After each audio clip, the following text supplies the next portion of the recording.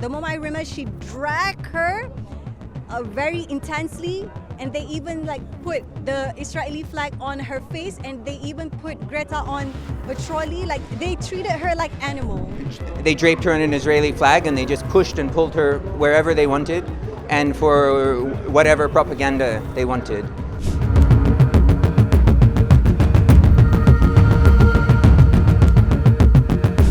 Dragged, shoved, wrapped in an Israeli flag against her will. This is how witnesses describe the treatment of Greta Thunberg, one of the 137 activists detained by Israel for taking part in a flotilla seeking to deliver aid to Gaza. On October 4th, the deported activists arrived in Turkey with disturbing accounts of her detention.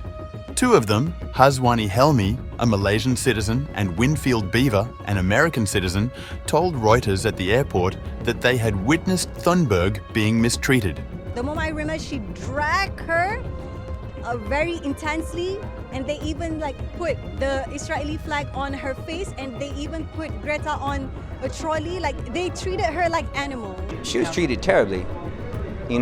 She was they draped her in an Israeli flag and they just pushed and pulled her wherever they wanted and for whatever propaganda they wanted. I was 3 people in front of her in line, and she came close to this private room and they just shoved her really aggressively and put her in the room. Ersin Selik, who was among those detained, told CNN Turk that Israeli soldiers subjected Thunberg to degrading treatment. They severely tortured Greta before our eyes. They persecuted her. Greta is just a little child. They made her crawl and made her kiss the Israeli flag. They did exactly what the Nazis did once. They displayed her publicly. And because she is a popular figure, they specifically targeted her. Swedish officials revealed harsher details. According to correspondence obtained by The Guardian, Thunberg told them that she had been detained in a cell infested with bedbugs. A Swedish Foreign Ministry official who visited her wrote, "The embassy has been able to meet with Greta. She was informed of dehydration. She has received insufficient amounts of both water and food. She also stated that she had developed rashes which she suspects were caused by bedbugs. She spoke of harsh treatment and said she had been sitting for long periods on hard surfaces." The Swedish Foreign Ministry said its embassy officials had visited 9 detained Swedes on October 3rd. The Swedish embassy in Tel Aviv remains in contact with Israeli authorities to stress the importance of swift processing and the possibility of returning home to Sweden. Based on discussions with detained individuals, the importance of addressing individual medical needs was also emphasized. Moreover, the embassy stressed that food and clean water must be provided immediately, and that all detainees must be given access to Israeli legal counsel if desired. Questions of system abuse have risen as other activists described similar conditions. It was a disaster. I can say they treated us like animal. They didn't provide us clean food, clean water. Very disgusting how they treated us in the prison. They were very hard. They had a very much protocol, so-called protocol, just to make us feel so disgusted with ourselves, and then we had to change our clothes, and then they will put us into a cage under a very sunny bright, and then they didn't treat us as a hijabi. Some of our Muslim women, they denied their hijab, and then when we were in cell, they didn't even give us clean water and also medicine, even when we asked.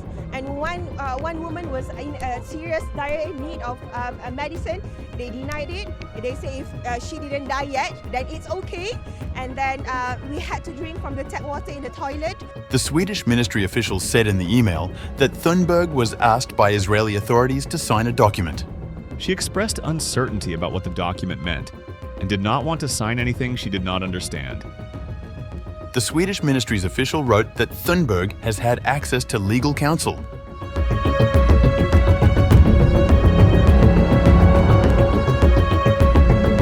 While recounting his time in an Israeli prison, American activist Beaver disclosed that Israel's far-right national security minister, Itamar Ben-Gvir, visited the facility during his incarceration. And then Ben-Gvir arrives and goes into the room with her. And they were just, it was awful, but they were trying to use her as propaganda for their optics, but she was just treated like like a piece of trash, you know? According to The Guardian report, during a visit to Ashdod port on October 2nd, Ben-Gvir was filmed pointing at detainees and referring to them as terrorists of the flotilla. Some activists responded by shouting, "Free Palestine!" Meanwhile, the NGO Adelaide described the treatment of flotilla detainees as a systematic violation of rights. The Israeli embassy dismissed the allegations as complete lies. The allegations were complete lies. All detainees from the Hamas Sumud provocation were given access to water, food, and toilets. They were not denied access to legal counsel, and all their legal rights, including access to medical care, were fully upheld. Israel is and will remain a state governed by the rule of law, committed to upholding the rights and dignity of all individuals in accordance with international standards.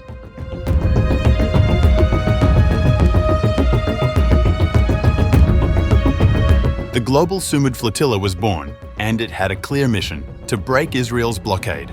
The organization had huge support from the start. When it sent out an invitation for people to participate, it received 20,000 applications. Across Europe, missions started to prepare. The Greek contingent sourced 25 boats from across Europe. When it asked for donations, it received more than it could carry. When armed Israeli soldiers boarded a flotilla of boats trying to deliver food and medicine to Gaza on October 1st, 2 web developers in Glasgow scrambled to keep track of the vessels as millions of people worldwide tuned in to monitor their fate. As grainy footage from onboard cameras broadcast, the raids live on the flotilla's website. The developers updated the status of the vessels in real time and posted short videos of each takeover. The clicks were unprecedented, they said. The site registered 2.5 million visits on Wednesday and 3.5 million on Thursday. Lizzie Malcolm, the co-director of Rectangle, a design and software development studio that helped track the vessels on behalf of the organizers. I have never seen numbers like that, not on a website I've ever made. The flotilla sent regular updates on X, Telegram, and Instagram and held press conferences via Zoom with activists on the boat. Nelson Mandela's grandson was on board. Thunberg gave interviews from the ship's deck. It had live feeds from the boats and improved ship tracking devices. In Glasgow, Malcolm and her partner Daniel Powers, who collaborated with London-based forensic architecture research group, benefited from added layers of tracking capabilities, including backup from Garmin devices and even cell phones should other methods fail. We have seen how much people want to watch this. It does something. There is something positive in this where you're really willing them to get there. The cameras on board gave people a rare live view on Wednesday night as the Israeli Navy demanded captains turn off their engines as soldiers boarded the boats with guns and night vision goggles. As part of an agreed safety protocol, the activists sat in life vests, their hands in the air.